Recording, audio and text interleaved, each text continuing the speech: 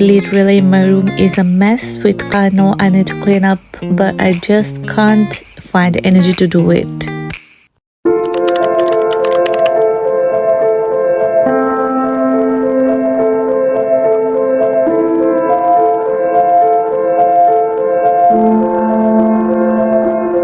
Hello, আসসালামু আলাইকুম সবাইকে। Myself Tanzila.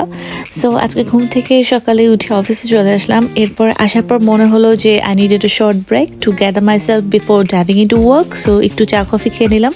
So opposite my office there is a Superdrug and Boots. So I needed some hair and skincare products. So I bought this Garnier Ultimate Blends Nourishing Hair Food Banana. এটা আসলে হেয়ারটাকে খুব সুন্দর smooth করে দেয়।